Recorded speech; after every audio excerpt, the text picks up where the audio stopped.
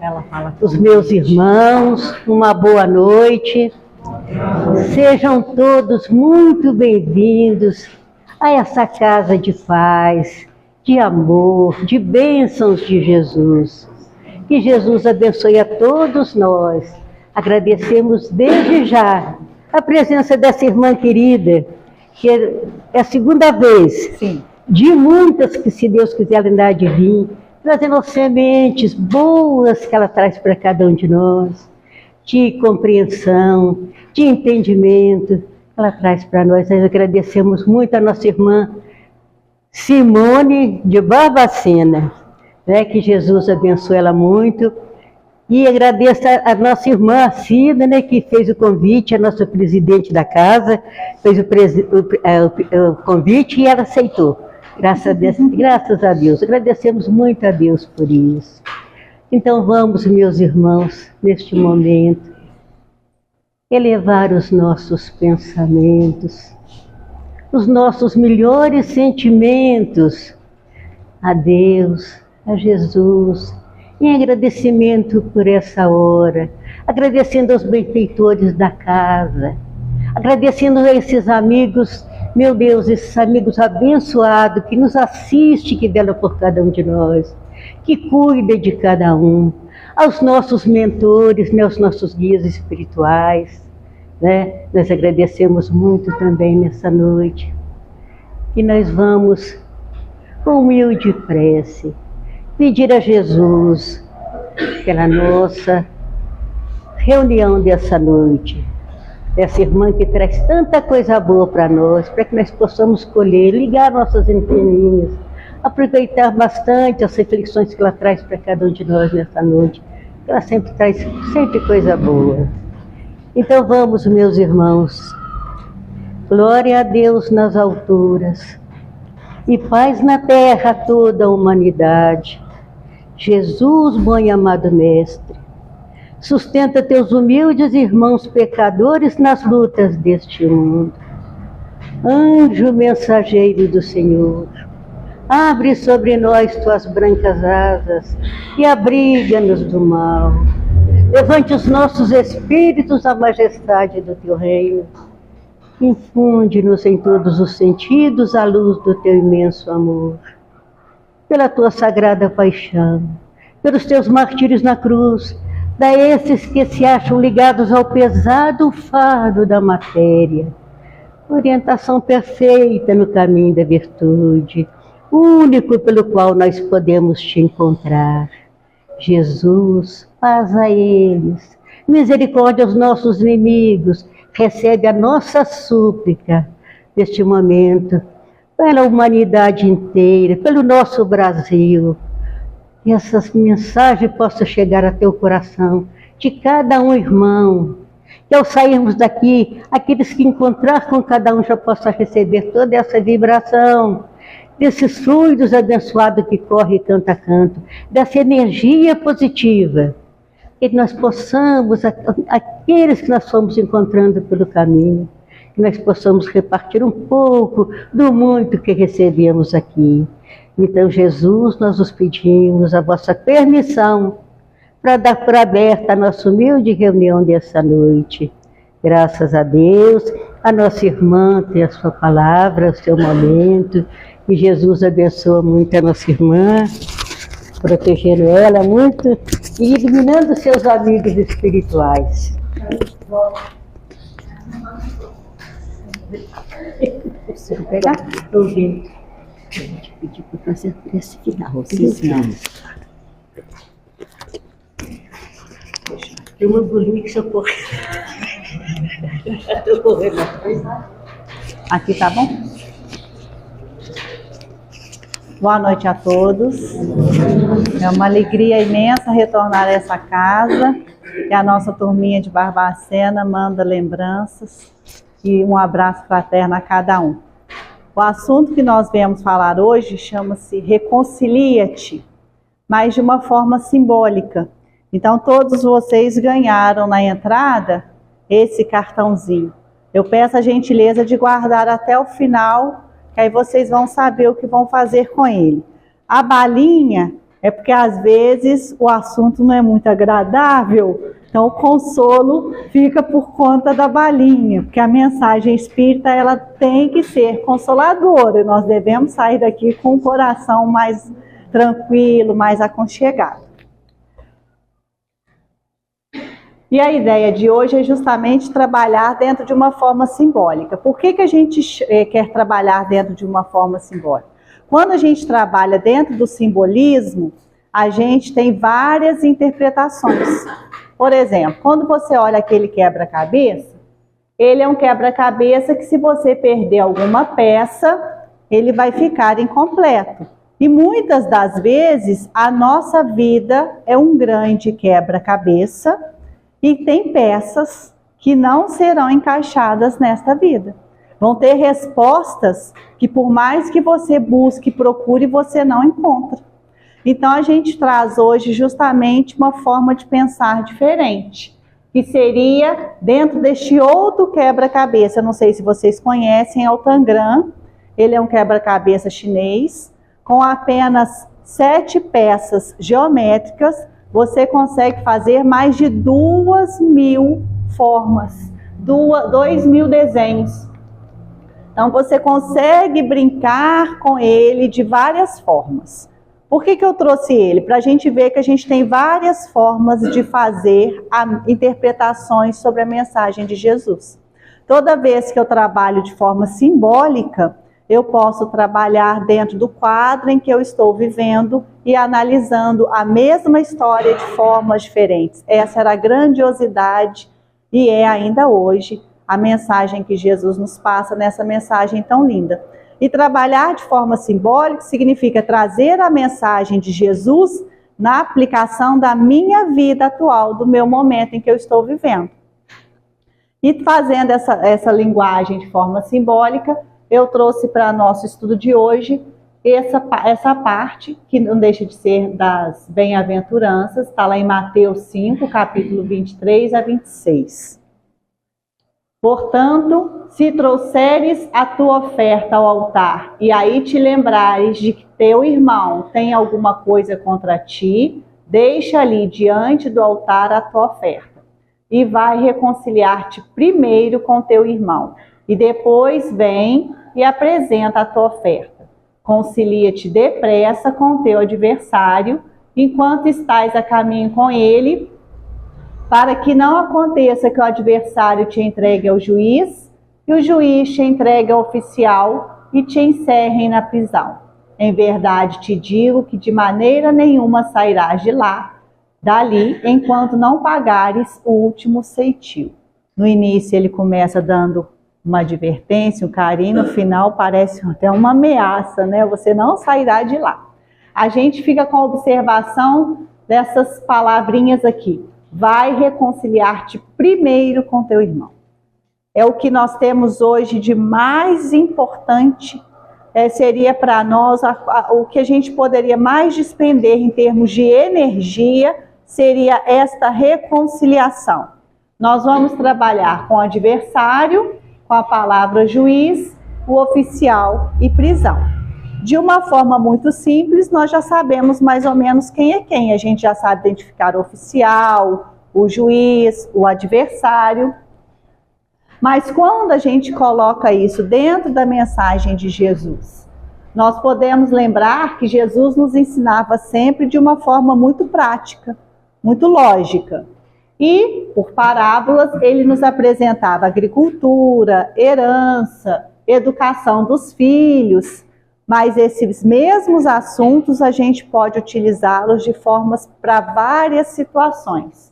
No simbólico, quando eu trabalho de forma simbólica a mensagem de Jesus, eu posso ampliar o meu entendimento. De forma prática e racional, eu reduzo a minha forma de entender. O adversário fica sendo o outro, o meu adverso mesmo. O juiz é aquele que julga. A prisão é aquela que vai me encarcerar. Mas na doutrina espírita a gente já sabe que pode ser as várias reencarnações e pagar o último ceitil também. São essas formas de reencarnarmos com as nossas dívidas do pretérito. Só que na nossa mensagem de hoje, os personagens são aspectos psicológicos. Então, quem seria o meu adversário? A princípio, é o outro. É aquele adverso, aonde eu entro em conflito com ele. Quem seria o juiz? A consciência, a lei de causa e efeito. Quem seria o oficial? É a minha culpa, o meu arrependimento que me reprime. E a prisão, ela vai entrar para nós no estudo de Joana de Ângeles, o inconsciente, os complexos e os vícios. Se ficar confuso, podem levantar a mão e pedir para explicar novamente, que a gente vai dando outros exemplos, tá bom? Então vamos começar. O adversário. Quando eu falo em adversário, a gente acha que é sempre o outro.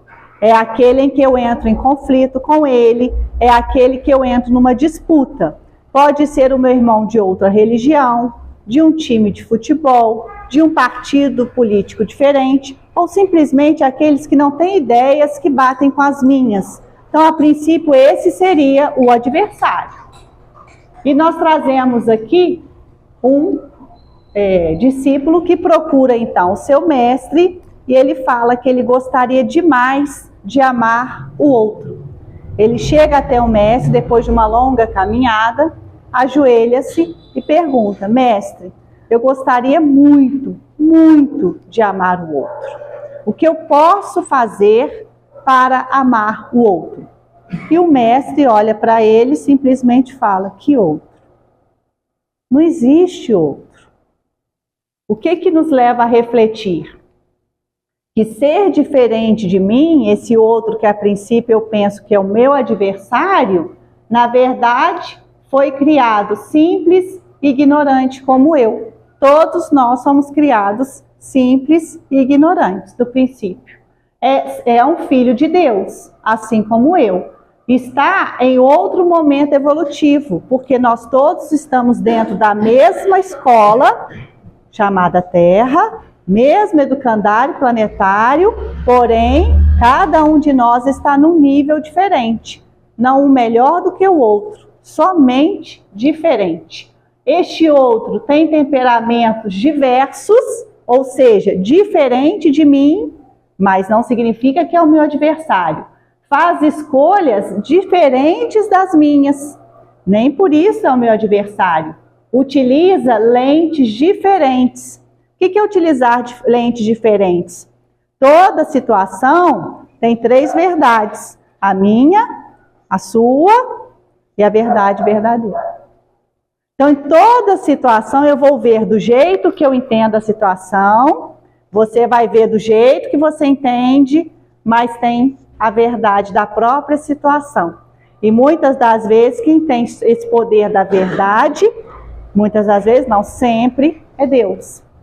Então, em toda situação, tem 3 verdades. Por isso que a gente utiliza lentes diferentes. Você pode olhar aqui, eu posso descrever um cenário. Se eu chamar a Cida aqui à frente, ela vai descrever outro cenário, de acordo com as coisas que ela dá importância e observa. E tem o cenário verdadeiro. Então, isso significa utilizar lentes diferentes. Quando eu começo a fazer essas interpretações, as minhas questões em relação ao outro começam a diferenciar um pouco. O outro é simplesmente o meu irmão. Então, ele deixa de ser o meu adversário para ser simplesmente diferente. Por exemplo, o meu filho dentro de casa. Quando você observa o seu filho brincando, tomando alguma atitude, se ele for maior, resolvendo algum problema, ele pode até ter uma fisionomia parecida com a sua, mas ele é diferente de você. E nem por isso ele é seu adversário. Nem por isso você está sempre em choque, em conflito com o seu filho. Então é justamente esse olhar que nós devemos ter com o outro. Toda vez que o outro não comungar das mesmas ideias que eu, não significa que ele é o meu adversário, que eu tenho que entrar em conflito com ele. Ele só é diferente. Ele tem as verdades dele, eu tenho as minhas, e assim nós seguimos, e assim nós caminhamos em perfeita harmonia, como Deus o quer. Então, quem seria o nosso adversário?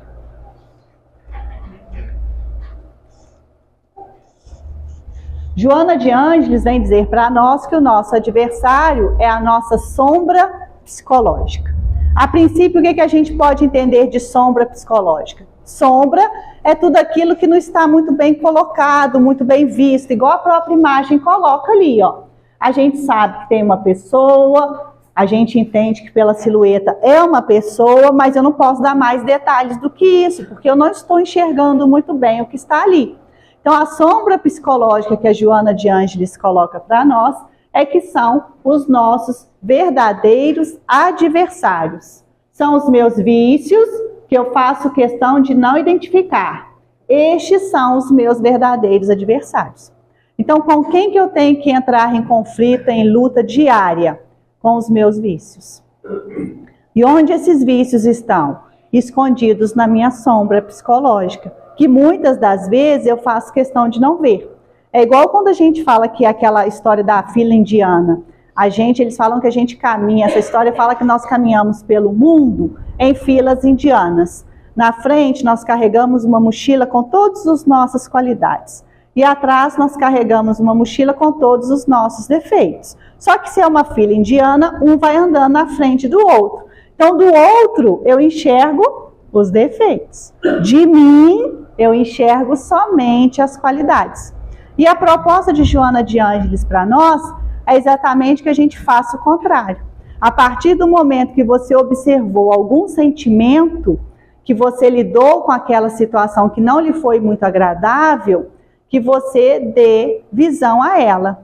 O que é dar visão ao que seria a princípio um vício, alguma dificuldade? Seria o que ela chama de incorporar a sombra. Quando você incorpora a sombra, significa que você passou a perceber que você é daquele jeito. Por exemplo, uma pessoa que é muito orgulhosa, ela vê orgulho em todas as pessoas. Todas as pessoas para ela são arrogantes. Mas quando ela se percebe orgulhosa, ou seja, ela identifica essa sombra, esse vício, essa imperfeição moral, ela começa a parar de ver o orgulho nas pessoas. Porque ela vai estar focada no próprio vício, na própria má conduta que ela tem que transformar. E a gente pode também, para exemplificar melhor, ele coloca lá, se você diz que eu nunca faria isso, significa que a sua sombra faria. A sombra, ela é tão grande em nós ainda, no nível evolutivo em que nós nos encontramos, que nós não nos conhecemos. E todas as obras de Joana de Ângeles, da série psicológica, ela vem justamente trabalhar essa necessidade do autoconhecimento. O autoconhecimento nada mais é que identificar as suas sombras, que são os seus vícios, as suas más tendências, a sua má conduta. Só que para isso nós precisamos ter um despertar do espírito. Eu preciso primeiro me perceber um espírito imortal. Eu não sou, eu estou. Ou seja, quando eu vou no espelho, a imagem que eu olho é a imagem da pessoa que está. É o que ela chama de persona, nada mais é que o ego. É aquela imagem que eu vejo no espelho. Mas eu não sou aquilo. Eu não sou uma mulher, eu estou mulher. Eu sou um espírito imortal. Então, todas as vezes que a gente começa a fazer essa leitura de que eu não sou, eu sou de verdade um espírito imortal, e é com as minhas imperfeições que eu tenho que lutar, o meu ego vai diminuindo, que é o centro da consciência. Então eu vou perdendo a importância que eu tenho de mim mesmo. A forma física eu já não dou tanta importância. Eu cuido do meu corpo como instrumento de trabalho, mas não como uma peça de museu que tem que ficar para sempre arrumadinha, colocada num pedestal, e começa a dispor energia naquilo que realmente importa para mim. Então, vai ver o que Jesus falou lá no início. Reconcilia-te primeiro com o teu adversário. É o que nós temos hoje de mais importante. Por que hoje? Por que atual? Emmanuel coloca para nós que nós estamos no nosso melhor momento evolutivo. Primeiro, porque nós temos a claridade à luz da doutrina espírita, que vem nos explicar que nós somos espíritos imortais numa evolução e que nós tendemos a ser anjos. Este é o nosso progresso. Então, a doutrina espírita vem nos mostrar o início onde nós estamos e aonde chegaremos. E também nós temos a ciência nos ajudando com as coisas do dia a dia. Se a gente for olhar a vida das pessoas no passado, elas demandavam muito tempo na alimentação, no cuidado com a casa. Hoje, se você tiver um pouquinho de conforto, você coloca a máquina na roupa. Eu vou lavar a roupa, não, é a máquina que vai lavar. Então, esse tempo de que nós dispomos não é para ficar no celular, não é para ficar na Netflix, é para nós nos conhecermos. E como que a gente faz isso? Aí eu trago um outro exemplo aqui para nós, para ficar bem claro. Todos nós temos essa gavetinha dentro de casa. Por mais organizada, por mais toque que a pessoa tenha, não adianta. Ninguém passa sem essa gavetinha. Às vezes você vai lá e arruma, mas ela volta a bagunçar de novo. Tem gente que já deixa ela bagunçada há anos. Tem gente que não tem uma gavetinha. Os acumuladores, é aquele programa da televisão, tem uma casa inteira que ninguém entra. Então, ali, o que Joana de Ângeles está nos alertando, e a gente faz essa simbologia para a gente guardar muito bem, é o nosso inconsciente. Tudo que eu não quero perceber em mim, eu coloco dentro dessa gavetinha. E de vez em quando é bom eu dar uma arrumada, final de ano está chegando. A gente começa a arrumar as nossas gavetas do lado de fora, começa a pintar a nossa casa, organizar para o Natal, mas de uma certa forma nós estamos também processando a nossa limpeza íntima, a nossa organização íntima. Então você às vezes vai abrir a gaveta e vai falar assim, nossa, isso está aqui, achei que eu já tinha desfeito desse negócio, isso ainda está aqui, nem eu me lembrava mais disso. Ah, isso daqui não me serve mais, joga fora. Ah, isso daqui, ainda tenho um apego por isso daqui, vou pôr nesse cantinho aqui, uma outra hora eu converso com isso. Isso seriam para nós os nossos sentimentos. Um exemplo que eu trago, pessoal, é meio chato de falar, ainda não achei um exemplo melhor. Eu cheguei em casa uma vez, olhei no Instagram uma situação, eu e uma pessoa, nós estávamos envolvidas dentro de um mesmo problema, uma mesma situação muito, muito difícil. Só que me mandaram uma imagem dela, um vídeo dela no Instagram, e a pessoa parecia muito bonita, maquiada, sorrindo. Aí eu fui até o banheiro, quando eu me olhei no espelho, imagina eu magra, eu estava muito mais magra, cadavérica mesmo, feia, abatida. Aquilo me deu muita raiva. Falei, como assim? Nós duas estamos passando pelo mesmo problema e ela está lá linda, plena, pelo menos no Instagram estava. E como eu já estava estudando Joana de Ângeles, ela fala que toda vez que algum sentimento lhe povoar o íntimo, que você dê voz a ele. Ou seja, que você não coloque ele na sua sombra, que você incorpore. Eu estou com raiva. Ponto. Primeira coisa. Aí depois, o que ela nos ensina? Você se retira dentro do possível para algum lugar, você vai num lugar mais íntimo, mais tranquilo e reflete. Aí começam as perguntas. Por que você está com raiva? Você está com raiva de quê? Aí eu comecei, né? Eu estou com raiva porque ela está bonita. Mulher, né? Está bonita, está maquiada. Aí começou, mas por que você também não se maqueia? Você também pode se arrumar. Aí eu lembrei que eu tinha preguiça de me maquiar, porque tem que tirar a maquiagem. Então o problema não era com ela, era comigo. Aí falou assim, mas outra, aí voltou, aí ficou mais um pouquinho, vai ficando mais profundo. E a raiva continuava. Mas por que essa raiva ainda persiste? Que a minha vida está parada e a dela não. Os meus sonhos foram congelados por conta da situação que eu estava vivendo e a vida dela estava fluindo, apesar de toda a dificuldade. Então eu me dei conta de que a minha vida, a raiva não era dela. A raiva era da situação em que eu me encontrava. Então o que eu fui? Resolver a situação. O que eu posso fazer para melhorar o lugar onde eu estou, a situação? Onde que eu posso me mexer? Aí você começa a trazer luz à sua sombra. Incorpora a sombra, ou seja, dê vida a ela, converse com ela e ilumina a sua sombra. Aí você resolve. A raiva foi dissolvida. Recentemente, mandaram de novo.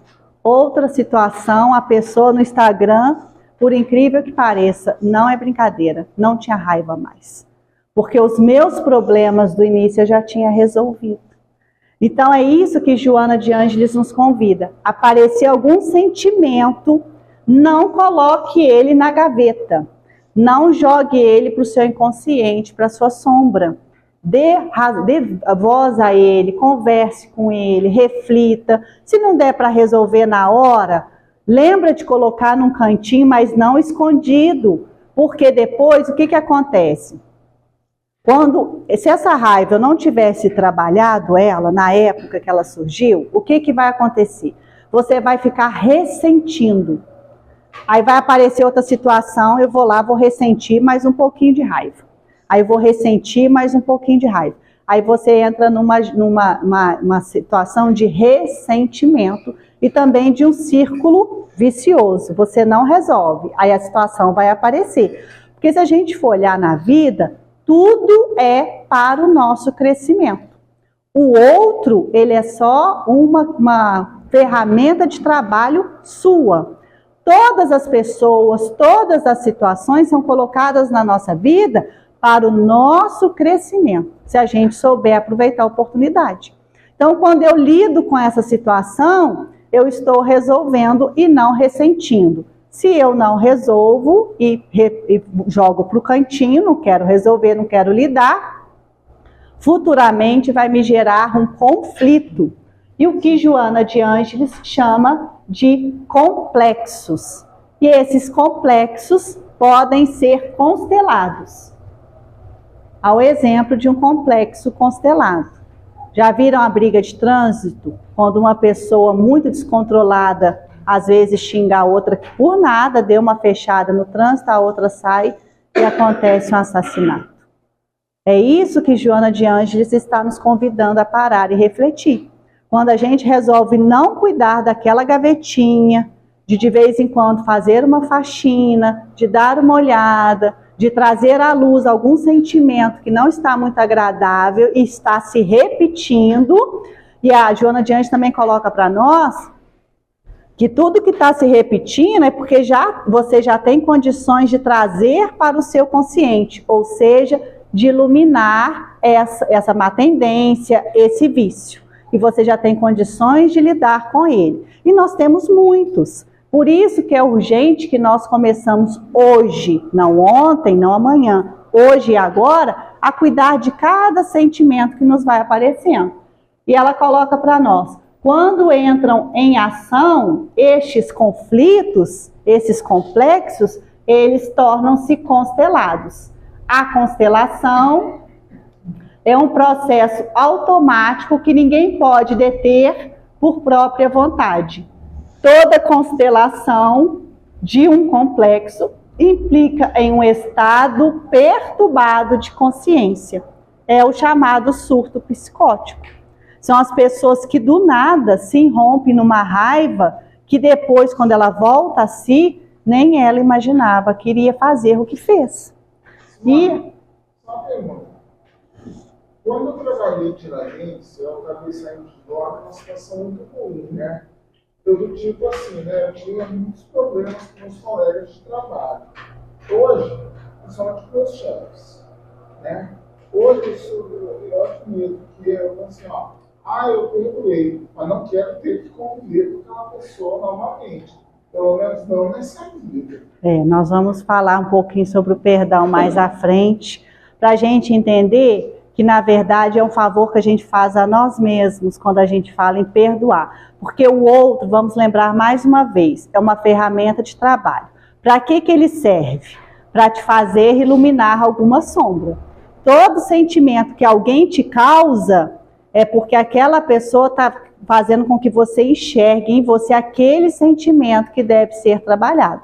No filme Mensageiros da Paz, Joana de Ângeles tem um diálogo muito bonito com o Divaldo, onde ela vai falar assim, Divaldo, no final da sua vida, você vai olhar para trás e vai perceber que todas as situações, todas as pessoas, elas foram colocadas com o único propósito, te fazer evoluir. E venhamos e convenhamos, a misericórdia de Deus é tão grande que se não for essa pessoa, o seu chefe, o seu esposo, a sua esposa, o seu filho, Alguma pessoa que vem te tirar do sério e te fazer movimentar para crescer, será outra. Enquanto aquela situação não for aprendida. Que situação? De paciência, de resiliência, de resignação, de tolerância, de acolhimento. Então, enquanto eu não dissolver a minha raiva, que pode se transformar num ódio, enquanto eu não transferir o meu orgulho, eu não me enxergar realmente uma pessoa egoísta, situações dessa natureza vão surgir na nossa vida para dar uma chacoalhada em nós e fazermos enxergar o que não queremos enxergar.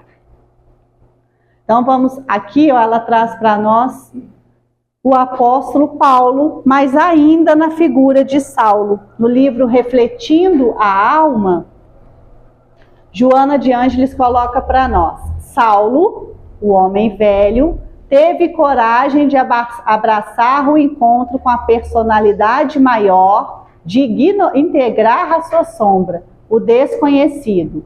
Ficou cego para o mundo do ego e abriu os olhos para uma nova realidade. Foi ao deserto encontrar-se consigo e, retomando sua profissão de tecelão, conseguiu, através da introspecção, se harmonizar para permitir o surgimento de Paulo, o homem novo. Então é essa luta constante que nós temos entre o homem velho, que é a sombra, que é o meu eu mais primitivo, dos meus instintos, que reage no lugar de agir, que não toma consciência das suas emoções, que não trabalha as emoções. Ele permite o encontro, ou seja, a integração da sombra. Aí já entra uma aula de física. Quando a gente tem uma sombra, o que você imagina? Aumenta a luz que a sombra diminui. E não é. Quanto maior a luz, maior a sombra. Então, o que seria a integração da sombra? É você ter a mesma quantidade de luz, a mesma quantidade de sombra. A integração é o nosso meio-dia. Aí não tem sombra. No meio-dia não tem sombra, mas a sombra está ali. Mas ela está integrada à luz. Quem que nós conhecemos que é esse ser integral? Jesus. Jesus, ele tem a sua sombra, mas ele também tem a sua luz. Qual é o lado dominante dele? A luz, porque ele já controla a sua sombra. Ele já identificou todas as suas dificuldades, como o nosso irmão mais velho, espírito mais evoluído. Já soube lidar com todas elas. Integrar a sombra significa ter controle. Jesus, ele não é mau porque ele não quer, porque ele não consegue. Ele não é mau porque ele não quer. Se ele quiser, ele podia fazer o mal, mas ele já não queria, a partir do momento em que ele já tem o controle das emoções. Imagina uma pessoa totalmente equilibrada. O outro está ali na sua frente, gritando, xingando. Você está ali de paz, suave, leve, sabendo resolver os conflitos. E Jesus era muito assim, e a gente percebe isso, quando o outro vem com uma energia negativa, batia nele, mas não se acoplava a ele. Voltava, né? Batia e voltava, porque ele já não integra mais a raiva do outro, ele já domina todos os seus sentimentos. E ele coloca para nós que ele integrava a sua sombra, e ele coloca que ele fica cego para o mundo, ou seja, ele começa a perceber a sua realidade espiritual de ser imortal. Então, o seu ego, a persona que ele hoje coloca no corpo, a pessoa que ele é, perde todo o significado. Sabe aquela velha frase, com quem você está falando? Você sabe com quem você está falando? Isso perde todo o sentido. E ela coloca, vai ao deserto encontrar-se consigo. É a introspecção. A partir do momento que você tem a percepção daquele vício, daquela dificuldade, retira-se ao seu deserto, ao seu momento de introspecção. É você com você mesmo. E através dessa introspecção, ele se harmoniza, permitindo que um novo homem surja, ou seja, uma pessoa modificada. Não de cara você vai conseguir isso. Mas, como diz Emmanuel, a disciplina antecede a espontaneidade. Se eu quero ser uma pessoa melhor nisto, eu vou me dedicar disciplina hoje, amanhã e depois de amanhã, nessa situação, neste assunto, e vou daqui a pouco fazer as coisas sem perceber. É São Francisco de Assis, é Madre Teresa de Calcutá, Irmã Dulce, fazendo o bem tranquilamente, sem nenhum esforço, sem nenhum pensamento. Já é natural, ou seja, a disciplina antecede a espontaneidade. Eles não nasceram bons, eles se tornaram pessoas boas. Um olhar para dentro. Aí aqui aparece o juiz. Quem seria o juiz para nós? Numa visão normal, o juiz é aquele que julga, né? Que condena. Mas num olhar para dentro, a princípio é o meu lado capaz de analisar, ponderar, balancear. É a minha consciência, onde estão escritas todas as leis de Deus. Eu sei exatamente o que é certo e o que é errado. E nós já estamos entrando na era da razão, do conhecimento, o conhecimento de si mesmo. A nossa inteligência hoje já é favorável para nós refletirmos muito sobre isso. Em uma situação, eu sempre vou ouvir os dois lados, porque eu vou entender que numa situação de conflito, 50% da dificuldade é minha e 50% é do outro. Nunca é só meu, porque eu não sou o coitado, mas também nunca a culpa é só do outro. Refletir sobre as leis de Deus e poder dizer, isto é bom, isto não é bom.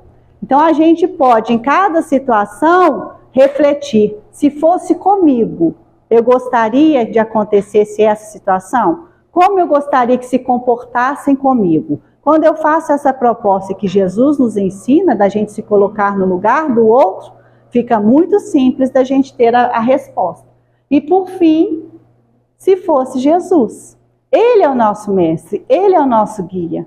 Então, numa situação de conflito, de dificuldade, se eu me espelho em Jesus, se eu estou numa casa espírita e tenho Jesus como meu guia, o meu irmão mais velho, eu vou perguntar, se fosse Jesus, e vou me esforçar muito para fazer o que ele faria. Então, a gente pode entender o oficial. O oficial, a princípio, é aquele que traz a conta, né? Ó, teve uma contenda ali, teve um conflito, você já julgou a situação, o que você vai fazer com essa situação? Então, aqui a gente tem 3 situações que a gente pode, três escolhas que nós podemos fazer dentro de uma situação. Diante de um equívoco, nós podemos tentar encontrar um culpado ou uma justificativa, é o nosso orgulho. Eu fui ali na frente, andei de carro, dei no cruzamento, eu bati o meu carro com a pessoa. Eu posso de início falar que a culpa foi dele, geralmente a gente faz isso. A culpa foi sua. Aí busca as câmeras, vamos analisar, vamos resolver, vamos olhar, vamos entrar aqui numa situação, vamos observar. Então, a primeira reação nossa, infelizmente, ainda é de colocar a culpa no outro. Mas nós já podemos avançar um pouquinho mais. A segunda reação nossa seria se entregar a profundo desânimo. Martírio ou culpa? Bati meu carro. Nossa, eu sou uma péssima motorista. Não vou dirigir mais. Nossa, fiquei com trauma. Não quero saber de dirigir mais porque eu sou péssima. Eu não dou certo mesmo para isso. Seria também uma outra escape, uma outra forma de resolver o conflito. E nós temos uma terceira forma de resolver qualquer conflito, qualquer situação. Nos perguntar, mestre, o que queres que eu faça? E a gente troca a palavra culpa por responsabilidade. Eu bati no carro. Qual parte que me cabe? Vamos analisar. Ah, eu não prestei atenção. Eu fui olhar para alguma coisa dentro do carro e não vi. Responsabilidade. Vou pagar o prejuízo meu e dele. Pronto. Assume a responsabilidade e resolve.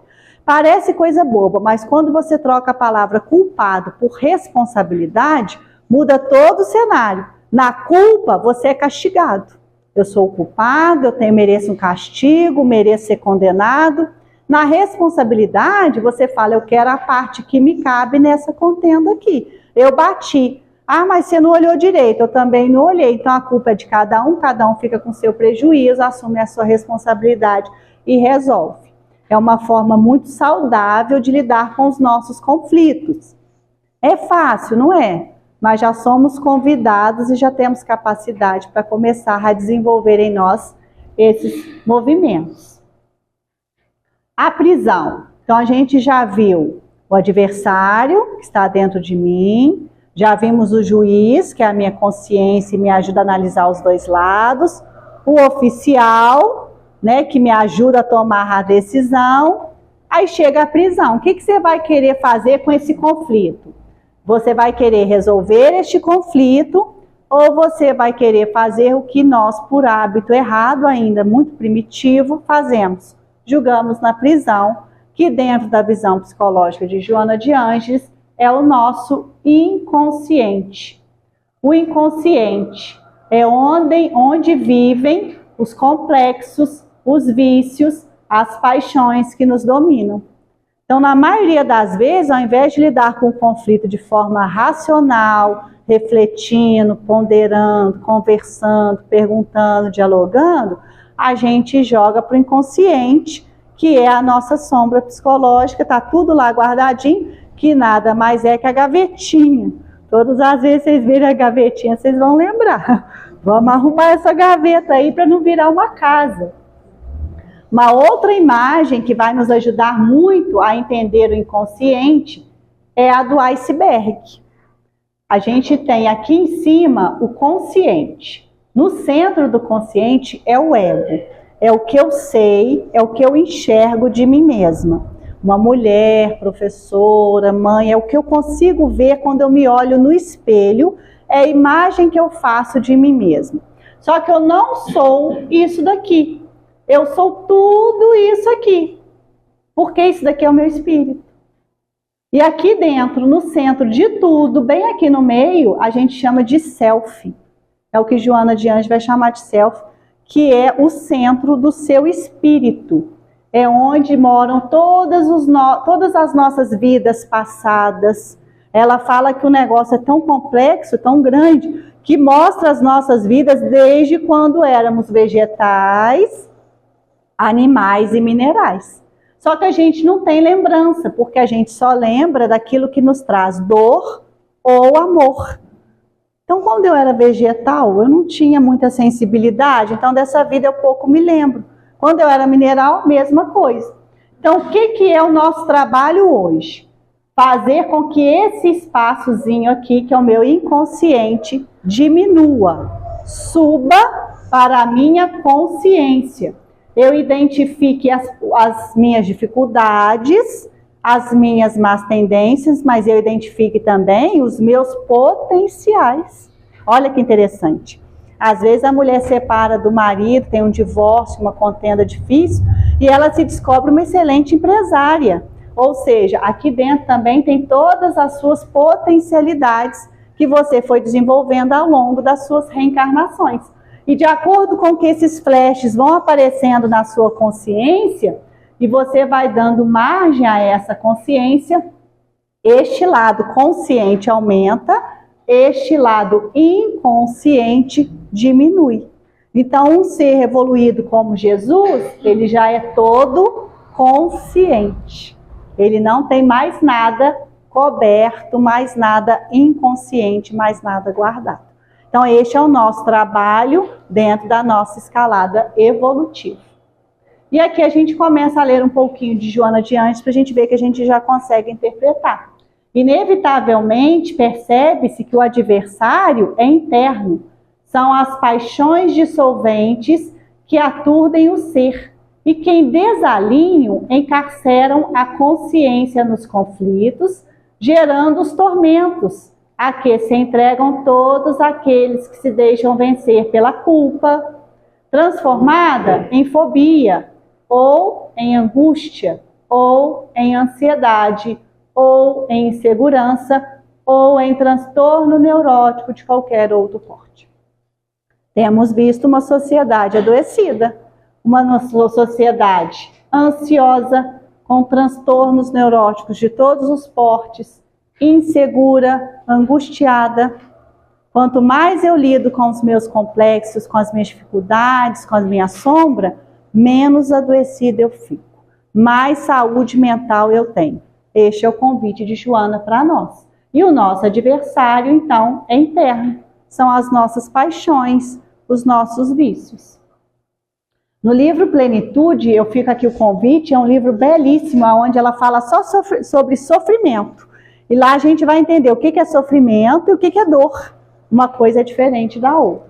E ela traz para nós as origens do sofrimento, onde eles começam, estão sempre, portanto, naquele que padece, no recôndito, na sombra do ser, nos painéis profundos da sua consciência.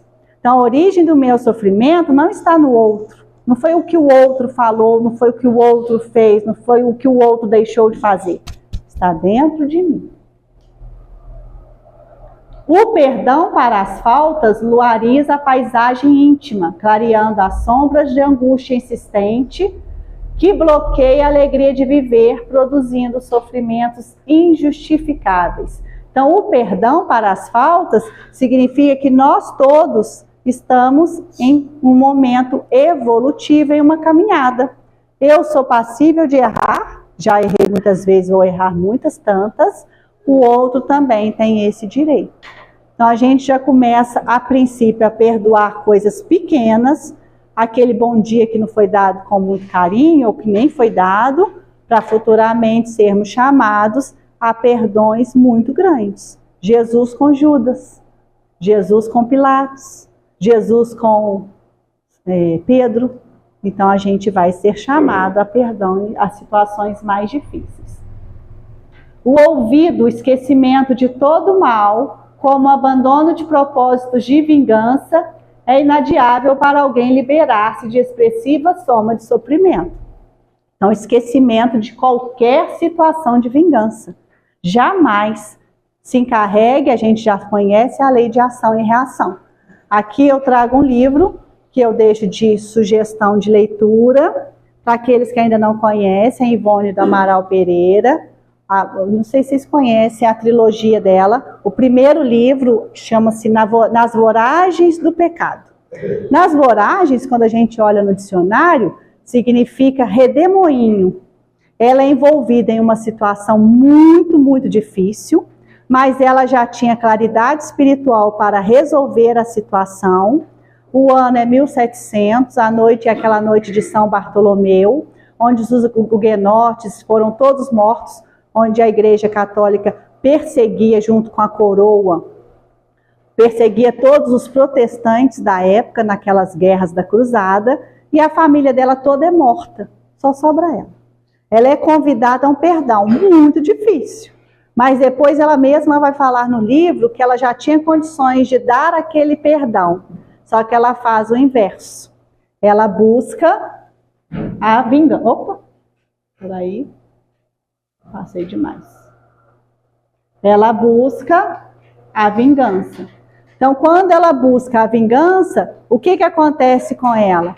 Ela fica nada mais, nada menos que se aliando a pessoas de má índole, entrando em situações muito, muito difíceis, aonde ela vai levar 6 reencarnações para superar aquele ato de perdão que ela não conseguiu dar naquele momento. Essas 6 encarnações são mais de 800 anos de muita luta, de muita dificuldade. Porque ao longo desse processo ela vai perdendo todos os seus entes queridos, que eles vão evoluindo, e ela não. E cada reencarnação ela vai repetindo os mesmos erros, ela custa a sair daquele círculo vicioso, que ao invés de aprender, ela retorna àquela mesma situação. Ela não dá luz às suas dificuldades, às suas sombras, até reencarnar para nós como Ivone do Amaral Pereira, uma médium belíssima. Ali naquela trilogia são 3 livros onde ela conta essas 3 reencarnações, mas para aqueles que tiverem interesse podem buscar nas fotos, comentários dela, as encarnações dela. Tem livros que falam todas as encarnações dela para nós e como que ela vai tentando e ficando cada dia mais difícil. Por quê? Porque nós estamos no nosso melhor cenário. A vida que nós temos hoje é a nossa melhor reencarnação de possibilidades. Ah, mas está difícil. Mas se você não fizer agora, tem alguns espíritos que falam, isso aqui eu vou resolver na próxima vida. Tem, pode, com certeza. Mas será mais difícil. E ela vai mostrando isso para nós nas vidas dela, porque todas as pessoas que reencarnavam com ela, que podiam ajudá-la, eles evoluem, se tornam espíritos mais puros, não tem mais necessidade de reencarnar ao lado dela. Alguns ela perde a oportunidade mesmo. Ela é autora do livro Memórias de um Suicida, por ter sido também suicida. E quando a gente vai estudar a história dela, ela é uma vida tão difícil, uma vida de dificuldades financeiras, de solidão profunda, mas ela soube tão bem, mas tão bem aproveitar essa última reencarnação, que estava programado viver 40 anos, ela vive até os 83 anos de idade. Ela tem essa meritória porque ela conseguiu fazer o bem. Quem eram os amigos dela? Encarnados? Nenhum. Todos eram espíritas. Elas se comunicavam com espíritos o tempo inteiro. De uma mediunidade fabulosa. E o que é mais interessante, porque esses livros dela, da vida dela, ela foi levada em espírito, em desdobramento, ao lugar. Ela via a cena, ela participava da situação, ela assistia, voltava e escrevia. Vocês imaginam a gente vendo os nossos erros do passado. Como que seria difícil. A ponto dela só saber, porque ela escreve esses 3, do último para o primeiro. Ela escreve o último, depois o segundo, só depois que ela vai ver aonde que começou aquilo tudo que ela tinha escrito lá no início, que era o final. São belíssimas obras para a gente se estudar e estudar. Se estudar no sentido de que se fosse eu, o que eu faria nessa situação? Será que eu faria diferente? Muitas vezes não, né? E Joana de Ângeles continua para nós. O auto-perdão é assumir a nossa sombra, compreende a posição mental correta a respeito do erro e a satisfação íntima ante a possibilidade de interromper o curso dos males causados. O auto-perdão significa eu falar para mim mesmo, eu sou passível de erro, eu erro mesmo, mas eu quero acertar da próxima vez. Então eu vou me tornar uma pessoa mais consciente, prestar mais atenção nas coisas que eu tenho falado, que eu tenho feito, tentar me dominar um pouquinho aqui, um pouquinho ali. E é justamente isso que ela fala, na satisfação íntima de que eu sou dono do meu destino. Isso que é o que é mais lindo no Espiritismo. Tem a lei de ação e reação. A gente colhe o que a gente planta, mas a gente pode escolher o que vai plantar. E a vida são as incessantes oportunidades que surgem pela frente, jamais os insucessos que ocorrem no passado. Então, parar de olhar para o passado como vítima, como sofredor, e olhar para o futuro com aquela pessoa que pode contornar a sua vida e fazer uma vida melhor. Espíritas, não olvideis jamais de que tanto por palavras como por ações, o perdão das injúrias não deve ser uma palavra vã. Se vós vos dizeis espíritas, sede-o, pois. Olvidai o mal que se vos pôde fazer, e não penseis senão uma coisa, o bem que podeis realizar. A imagem aqui é falando sobre o perdão. O perdão não é esquecimento. A gente não vai esquecer o que nos foi feito. Quando a pessoa fala assim, sabe aquela história? Fulano fez comigo? Nem me lembro. Já esqueci. Nem lembro mais. Ou nem quero mais conviver. O que essa pessoa fez com a situação? Dentro da gaveta. Muito bem. Julgou para a sombra. Não quer ver? Não quer participar? Essa situação vai voltar? Vai. Tomara que não volte em forma de complexo. Surtando por aí. Mas vai voltar. Então, o que a gente tem numa situação muito difícil, onde eu sou obrigada a perdoar o outro? Obrigado no sentido de que este é o melhor caminho. Eu falo sobre isso. Eu vou falando. Às vezes não é alugando o ouvido do outro, que o outro não tem nada com isso, não. Falando com você mesmo, você vai digerindo. Dependendo da situação, um terapeuta vai te ajudar bastante, porque quando você fala, você escuta. O primeiro ouvido é o seu. E assim você vai entendendo a situação e ela vai se resolvendo, ao invés de jogar ela para a gaveta. E por final, a liberdade começa no pensamento. Não há liberdade quando se mente, engana, impõe e atraiçoa. Livre é o espírito que se domina e se conquista. E que a paz do nosso Mestre Jesus fique com cada um de vocês.